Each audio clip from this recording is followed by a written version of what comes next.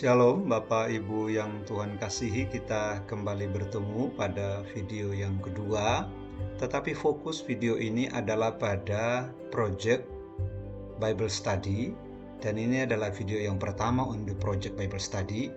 Nanti Bapak Ibu yang belajar bisa mengaksesnya di link YouTube yang akan saya bagikan kepada Bapak Ibu sekalian. Tetapi sebelumnya saya ajak kita semua untuk berdoa. Kiranya Tuhan menolong kita untuk mengerti project ini dengan baik, dan kita punya kerinduan untuk belajar bersama-sama melalui project ini. Mari kita berdoa. Bapa, kami bersyukur kepada Engkau Allah yang mengasihi kami semua, yang memberikan kami kesempatan untuk belajar. Dan kami berdoa Tuhan, biarlah semua kami yang bisa mengakses dan mendengar, terutama sahabat-sahabat kami, anak-anak-Mu yang belajar kepada Alkitab, fokus kepada Project Bible Study ini, mereka juga dapat mengerti lebih jauh tentang kebenaran-Mu, bertumbuh di dalamnya Tuhan. Kami bergantung sepenuhnya kepada Roh Kudus yang akan menolong kami belajar firman Allah. Terima kasih Bapa yang baik. Kami siap untuk masuk pada penjelasan Project Bible Study ini hanya di dalam nama Tuhan Yesus Kristus. Puji Tuhan. Amin. Baik Bapak Ibu sekalian, kita belajar dan fokus kita kali ini ada pada satu proyek baru yang baru dalam bulan ini ya. Bulan lalu kita coba untuk membuka kembali sebuah proyek baru yang kita sebut fokusnya kepada Bible Study, atau kita sebut Bible Study Project. Nah, fokus proyek ini tidak kepada detail pada ayat pasal, karena saya tahu waktunya tidak memungkinkan terlalu panjang, dan Bapak Ibu kami rindu supaya Bapak Ibu belajar terkait dengan bagaimana bisa mengerti dengan memahami setiap kitab di dalam Alkitab. Bapak Ibu akan dapat mengerti juga tujuan kitab itu dengan baik. Sekalipun untuk belajar lebih jauh, kita perlu untuk melihat secara detail nanti. Nah, Bapak Ibu ada gambar Alkitab, kemudian ada gambar anak kunci di sini. Tujuan kami adalah bagaimana membantu setiap orang yang mengikuti proyek ini untuk bisa membuka setiap kitab di dalam Alkitab, dan mereka bisa mengerti secara mandiri dengan memahami setiap kitab itu, tujuannya, kemudian latar belakang penulisannya, kemudian dalam konteks apa atau dalam situasi apa Tuhan memberi firman-Nya kepada mereka yang menerima, atau para penerima kitab atau para penerima surat, supaya kita yang membaca kita bisa mengerti konteksnya dengan baik. Nah, yang berikutnya Bapak Ibu sekalian adalah tadi saya sudah jelaskan terkait dengan gambar kunci dalam Alkitab. Beberapa poin yang saya berikan pada slide yang kedua ini adalah kita perlu memahami bahwa Alkitab diberikan oleh Tuhan kepada manusia, tidak ada pasal dan ayat Bapak Ibu ya. Jadi kitab itu diberikan dalam bentuk, setiap kitab ya dalam bentuk satu kitab. Tadi kitab Kejadian itu satu kitab, kitab Keluaran tidak ada dalam bentuk pasal dan ayat. Sehingga tujuan daripada proyek ini membantu Bapak Ibu untuk tidak terjebak di dalam pemahaman ayat dan pasal, sehingga kita seringkali mengutip ayat dan pasal untuk kepentingan-kepentingan tertentu tanpa memahami seluruh kitab itu dan konteks di mana pasal dan ayat yang kita kutip itu Bapak Ibu sekalian. Jadi kita perlu memahami ini, pasal dan ayat tidak diberikan oleh Tuhan, itu adalah tambahan-tambahan yang ditambahkan oleh manusia di dalam setiap kitab untuk memudahkan orang untuk bisa secara sederhana belajar. Tetapi bagi saya kita perlu mengerti kitabnya dengan baik. Itulah sebabnya Bapak Ibu, Alkitab itu ditulis dalam bahasa Latin Biblia, yang berarti kumpulan buku-buku. Jadi Alkitab yang kita punya ini adalah seperti perpustakaan, di mana di dalamnya ada 66 buku yang disusun atau yang ditata, diatur, sehingga kita perlu membaca setiap kitab untuk kita mengerti tujuan kitab itu ya Bapak Ibu sekalian. Itu bukan satu buku, tetapi itu adalah kumpulan buku-buku Bapak Ibu. Nah, masing-masing kitab ditulis dalam konteks dan latar belakang sejarah yang berbeda, geografis yang berbeda, sosial yang berbeda, kondisi real yang berbeda, dengan tujuan, ada kaitan dengan tujuan yang berbeda-beda juga dari Tuhan untuk memberikan kitab itu, untuk memberikan memberikan firman-Nya kepada para penerima surat dalam situasi-situasi seperti ini, Bapak Ibu sekalian. Nah, dengan demikian ketika kita memahami konteks kitab itu dalam poin yang ketiga ini, maka kita akan memahami dengan lebih baik bagaimana masing-masing kitab dalam Alkitab dipelajari dan dipraktikkan dalam kehidupan kita semua. Nah, tujuan daripada proyek ini Bapak Ibu, BS Project atau Bible Study Project ini adalah mempelajari seluruh latar belakang dengan tujuan kitab ditulis secara benar, ya, sekalipun kita memahami bahwa mungkin setiap pembelajaran melalui kitab mungkin kita perlu belajar lagi daripada penulisan orang lain. Nah, kita perlu membaca karena kita belum sempurna Bapak Ibu, tetapi sedikit banyaknya memberi kita pemahaman tentang kitab itu supaya kita bisa mengerti lebih jauh. Nah, kita diberikan anak kunci untuk masing-masing kitab dapat dipelajari, dapat diakses secara sederhana, tetapi membantu secara detail oleh setiap mereka yang mau belajar atau setiap peserta yang mengikuti proyek ini Bapak Ibu. Nah, targetnya Bapak Ibu sekalian adalah kita tidak punya target selain daripada teman-teman atau Bapak Ibu para peserta harus membaca seluruh kitab itu secara utuh dalam konteks masing-masing kitab. Jadi ketika kita dalam satu minggu mempelajari satu kitab, semua kita yang belajar diharapkan dan diharuskan untuk membaca satu kitab itu sudah membacanya, sehingga kita ketika mempelajari latar belakang kita udah tahu, oh kita udah pelajari, sudah baca gitu ya Bapak Ibu. Sedikit banyaknya memudahkan kita mengerti. Tapi kita tidak memilih pasal dan ayat, kita belajar dengan membaca seluruh kitab itu, satu kitab itu dengan baik. Nah, kemudian setiap peserta mempelajari Alkitab secara mandiri. Harapan kita karena kita tidak memberi pembelajaran yang sifatnya detail pasal ayat, sehingga Bapak Ibu bisa secara mandiri belajar ketika Bapak Ibu mendapatkan tuntunan mulai belajar setiap kitab, entah dari juga garis-garis besarnya dan latar belakangnya Bapak Ibu ya. Nah, setiap peserta dapat menjadi murid yang memuridkan. Dan diharapkan semua kita yang ketika belajar melalui proyek ini, ketika kita sudah merasa mendapat berkat ya daripada pembelajaran ini, diharapkan untuk kita bisa menjadi pribadi-pribadi yang juga mengajar teman-teman kita. Target kita supaya di setiap wilayah orang-orang mengenal kebenaran lebih sungguh dan mereka diubahkan oleh kebenaran yang mereka mengerti di daerah masing-masing. Sehingga sangat penting untuk Bapak Ibu bisa punya passion, punya hati untuk bagaimana menolong sahabat-sahabat kita yang lain di wilayah di mana kita berada untuk bisa belajar bersama-sama. Ya, jadi ini adalah salah satu pengantar sederhana, tetapi tujuannya jelas supaya kita semua punya hati, kita semua punya kerinduan untuk bisa menolong orang-orang di wilayah kita. Nah, kemudian tahapannya Bapak Ibu perkenalan dan overview, ini yang saya sedang lakukan. Kemudian Bapak Ibu mengisi data. Kalau Bapak Ibu yang mau belajar, Bapak Ibu bisa mengaksesnya melalui link pendataan Google Form yang Bapak Ibu bisa lihat di depan saya yang di slide ini, untuk Bapak Ibu bisa belajar. Tujuan kami adalah supaya kami bisa mengetahui sudah di wilayah mana saja yang sedang belajar, dengan harapan supaya kita bisa melihat mana saja wilayah yang sudah lebih dulu siap untuk dapat membuka tempat pembelajaran secara sederhana di wilayahnya, supaya bagaimana mereka juga memuridkan orang lain. Tidak harus kita jadi orang yang sangat pandai Alkitab baru kita bisa mengajak orang belajar bersama-sama. Nah, itu tujuan kita Bapak Ibu.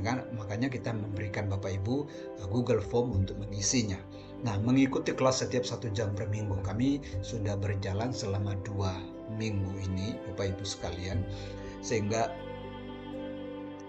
1 jam per hari Sabtu, setiap hari Sabtu pada minggu berjalan kami memakai pertemuan 1 jam. Kami tahu memang waktunya sangat padat, tetapi dan singkat, padat dan singkat sebenarnya, tetapi harapan kami supaya mungkin dalam perkembangan selanjutnya bisa lebih punya waktu yang lebih banyak Bapak Ibu sekalian ya. Tapi kami mulai jam 2 siang. Ada beberapa yang sudah mengakses dan sudah sedang belajar. Kami kurang lebih ada 15 orang yang ikut belajar bersama-sama di proyek ini Bapak Ibu. Memang proyek baru dan kami sangat membutuhkan doa dari Bapak Ibu semua supaya orang yang belajar, orang yang mengikuti bisa menjadi berkat juga di mana mereka berada.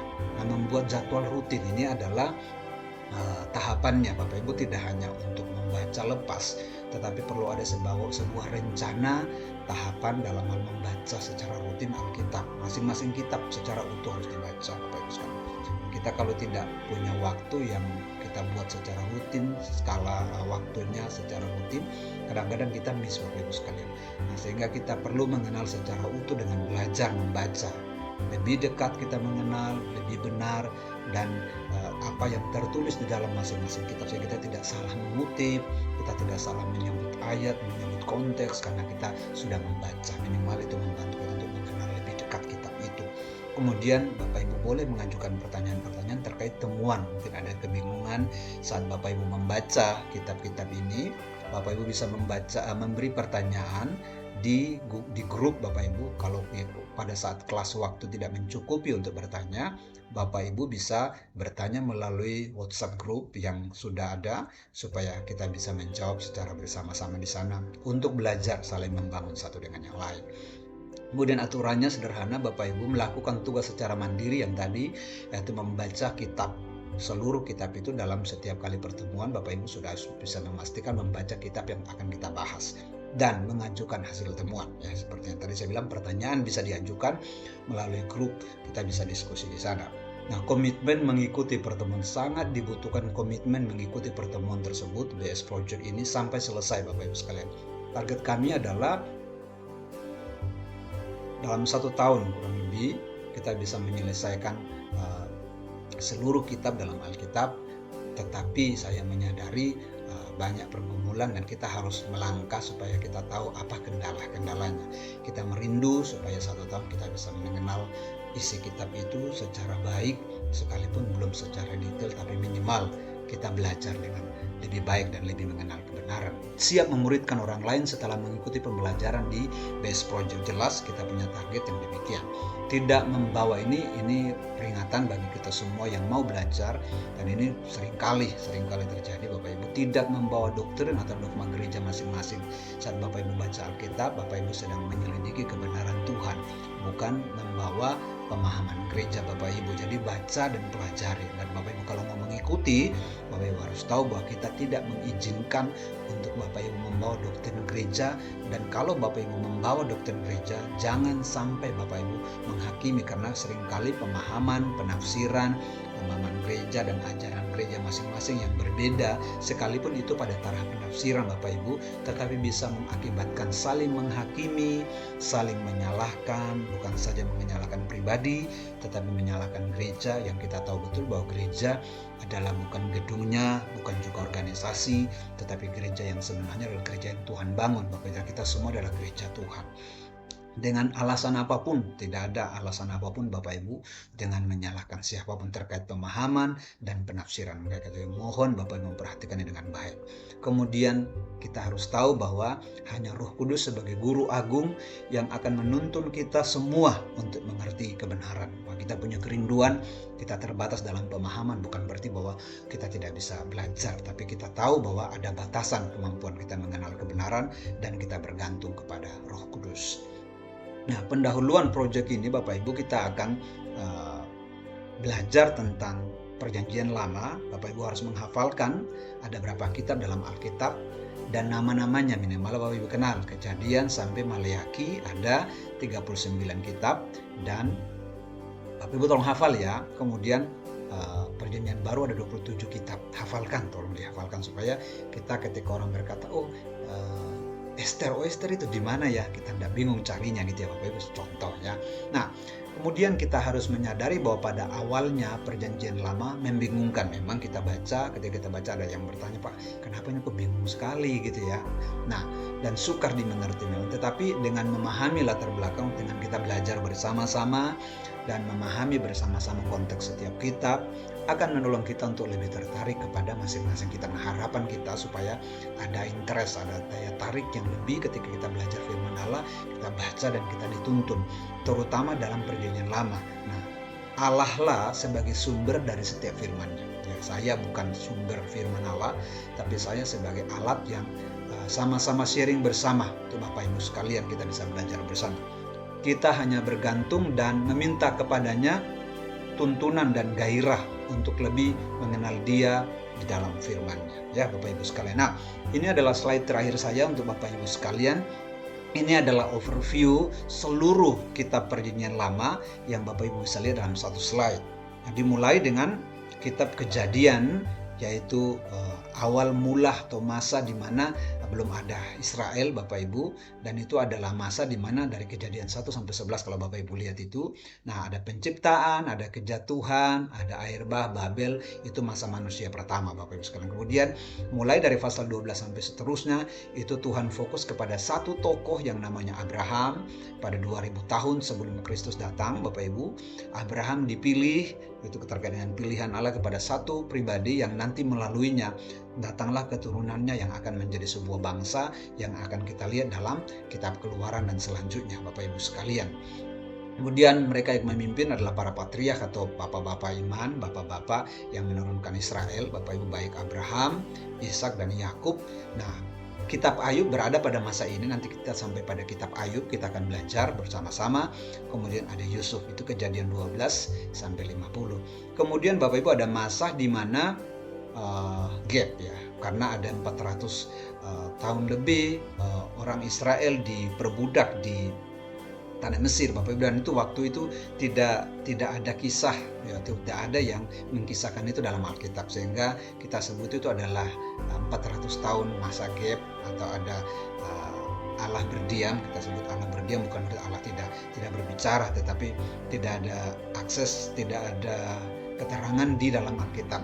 Mungkin di buku-buku lain Bapak bisa baca, sehingga di sini muncullah negara-negara yang dengan luar biasa terkenalnya seperti Mesir, Cina, dan India. Karena nanti pada saat Bapak Ibu baca di tahun 1500 tahun, jadi 2000 tahun sampai 1500 tahun ini ada 500 tahun kurang lebih, Bapak Ibu sekalian, mulai dari masa Abraham sampai masa Keluaran, Bapak Ibu sekalian ya. Kemudian di masa itu ada muncul Mesir, Cina, India. Bapak Ibu nanti bisa belajar lebih jauh. Kemudian 500 tahun setelah Abraham, yaitu 1500 tahun, Bapak Ibu, muncullah atau mulailah dengan namanya kitab Keluaran. Kitab Keluaran ini satu tokoh yang dipilih memimpin adalah Musa, dan pada masa itu adalah masa nabi-nabi, mereka yang memimpin, Bapak Ibu sekalian ya. Nabi-nabi mulai dari Musa sampai Samuel. Jadi Bapak Ibu bisa lihat ada kitab Keluaran, Imamat, Bilangan, Ulangan, itu kitab Taurat atau hukum, termasuk dengan kitab Kejadian. Kemudian ada kitab-kitab sejarah yang ada juga di masa itu, yaitu Yosua, Hakim-Hakim, dan Rut, itu dipimpin atau berada pada masa di mana dipimpin oleh Musa sampai dengan Samuel, Bapak Ibu sekalian. Kemudian setelah masa 1500 tahun ini, kemudian setelah 500 tahun Bapak Ibu, ke tahun yang ke-1000 atau 1000 tahun setelah kitab Keluaran ini muncul yang namanya kerajaan, Bapak Ibu, karena Israel dipilih menjadi sebuah bangsa, kemudian mereka keluar tanah Kanaan, Bapak Ibu sekalian. Mereka keluar dari tanah Mesir menuju tanah Kanaan, sampai kepada satu titik di mana Tuhan mengangkat bangsa itu begitu tinggi, Bapak Ibu, menjadi sebuah kerajaan. Kerajaan ini bukan saja kerajaan Israel, tetapi mereka menguasai bangsa-bangsa yang lain. Mereka mengekspansi luar biasa besarnya kerajaan ini, dan raja yang terkenal yaitu Raja Daud, Bapak Ibu sekalian. Nah, ini masa di mana raja-raja memimpin, mulai dari Raja Saul sampai Raja Sedekia, Bapak Ibu bisa baca itu. Dan pada masa ini, Bapak Ibu, pada masa kejayaan ini, mereka menulis Mazmur, Kidung Agung, Amsal, Pengkhotbah, itu ada pada masa ini, Bapak Ibu sekalian. Nah, kalau yang Yosua, Hakim-Hakim, Rut ada pada masa 1500 tahun. Jadi saya kasih batas gini, Bapak Ibu yang belajar bisa tahu, oh berarti Yosua ini tulis pada zaman ini, Bapak Ibu. 1000 tahun, pada masa 1000 tahun menuju kepada zaman kelahiran Yesus, itu ada kerajaan yang luar biasa, kerajaan Israel. Kemudian mereka menulis, ya ada tulisan-tulisan, kita sebut itu tulisan-tulisan, Mazmur, Kidung Agung, Amsal, Pengkhotbah, Bapak Ibu. Kemudian sampai kepada di top inilah, di tingkat inilah Israel mulai mengalami penurunan, Bapak Ibu sekalian, ketika sampai kepada Raja Salomo. Nah, sampai kepada kerajaan itu pecah, Salomo menyembah berhala dengan dipengaruhi oleh para istrinya. Kemudian Israel dipecah menjadi dua, jadi Israel yang ada 10 suku, kemudian ada Yehuda yang hanya 2 suku, Bapak Ibu. Nah, pada zaman ini, Bapak Ibu, pada zaman kerajaan ini di Israel ada Elia dan Elisa. Memang Elia dan Elisa ini tidak punya tulisan-tulisan, terutama dalam hal kitab-kitab. Jadi kita tidak mengetahui tulisan-tulisan mereka, tetapi 1-2 raja-raja, 1-2 Samuel, 1-2 Tawarik ada di pada masa kerajaan ini Bapak Ibu sekalian. Masa jaya-jayanya ini sampai kepada peringatan-peringatan kepada mereka. Kemudian 500 tahun kemudian Bapak Ibu sekalian, pada Israel masuk kepada masa pembuangan. Di masa pembuangan ini ada satu tokoh yang dipilih, yaitu Yesaya sebagai nabi yang dipilih. Dia adalah orang yang berbicara begitu keras Bapak Ibu ya kepada orang Israel sebelum mereka dibuang ke pembuangan Tuhan, karena mereka mulai mengalami penurunan kerohanian, tidak mengenal Allah, menyembah berhala dan sebagainya macam. Maka imam-imam mulai berbicara, dari imam besar Yosua sampai kepada imam besar Kayafas di zaman Yesus. Nah, pada pembuangan ini ada mencakup 3 area Bapak Ibu: sebelum pembuangan, dalam pembuangan, dan sesudah pembuangan. Nah, kitab-kitab yang ditulis di sebelum pembuangan Bapak Ibu adalah kitab-kitab Yoel, Amos, Hosea, Mika, Yesaya, Yunus, Nahum, Obadjah, Habakuk, dan Zefanya. Jadi kitab-kitab ini ditulis sebelum masa pembuangan. Mereka diperingatkan, awas jangan sampai kalian dibuang. Kalau kalian tetap menyembah berhala, kalian pasti dibuang. Nah, kemudian pada dalam pembuangan Nabi Yeremia menulis, kemudian Ratapan, Yeskiel. Jadi Yeremia menulis kitab Ratapan dengan tangisan yang luar biasa karena Israel tidak mendengar firman Allah, mereka harus dibuang. Kemudian Yeskiel pada pembuangan dia melihat bagaimana penglihatan-penglihatan dan dia menuliskan. Kemudian sesudah pembuangan Bapak Ibu ada Hagai, ada Zakaria dan Maleaki Bapak Ibu. Esra dan Nehemia ada di pada masa setelah pembuangan. Mereka lah yang dipakai oleh Tuhan untuk bagaimana pergi membangun kembali kota Yerusalem. Kemudian di dalam pembuangan ada Daniel, ada Esther. Kitab-kitab inilah yang ditulis Bapak Ibu sekalian. Jadi kita bisa mengenal keseluruhan perjanjian lama pada masa-masa penulisan supaya kita bisa lebih jelas. Nah, kemudian ada masa gap yang kedua, yaitu 400 tahun sebelum Kristus datang setelah Maleaki.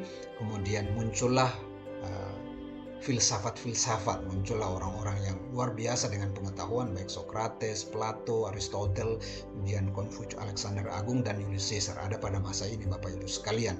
Kemudian masuk kepada masa kelahiran, kematian, kebangkitan, kenaikan Yesus ada pada Matius, Markus, Lukas, dan Yohanes, dan selanjutnya. Nanti kita akan bahas ini pada kisah perjanjian baru. Nah, Bapak Ibu sekalian, ini yang saya bisa tampilkan kepada Bapak Ibu untuk kita tertarik melihat setiap kita pada masa penulisannya dalam situasi politik, pada situasi apa, sehingga kita bisa mengerti kitab itu, kita bisa memahami kitab itu dengan baik. Nah, harapan saya supaya overview ini, penjelasan secara sederhana ini, Bapak Ibu bisa tertolong melihat bahwa betapa pentingnya kita memahami Alkitab. Kita tidak terjebak untuk memisah-misahkan ayat-ayat, tapi kita lihat dalam situasi apa kitab-kitab itu ditulis. Kiranya Tuhan Yesus memberkati kita semua untuk bisa mengerti lebih jauh apa yang kita sedang belajar hari-hari ini. Terutama nanti ke depan saya berdoa supaya semua kita bisa belajar lebih jauh, bisa mengerti dengan benar kitab-kitab yang kita akan pelajari. Bapak Ibu sekalian, video berikutnya kita akan fokus kepada kitab Kejadian, dan saya berdoa supaya semua Bapak Ibu bisa menangkap dengan jelas, mengerti dengan jelas bagian-bagian kitab ini, terutama ketika kita mulai bahas kitab Kejadian, kitab Keluaran, Imamat, Bilangan, dan selanjutnya. Saya mengharapkan semua Bapak Ibu yang mengikuti kelas ini, mengikuti proyek ini, punya antusias yang tinggi untuk membaca kitab-kitab, dan kita juga bisa bertumbuh di dalamnya. Dan saya percaya setiap kita yang merindu mengenal kebenaran, Roh Kudus pasti menolong kita semua. Kiranya Tuhan Yesus menolong kita untuk mengerti firman-Nya, dan segala kemuliaan hanya bagi Tuhan. Kiranya Tuhan Yesus memberkati kita semua. Sampai kita ketemu pada video khusus kitab Kejadian, Keluaran selanjutnya, di video Bible Study Project yang selanjutnya. Tuhan Yesus memberkati.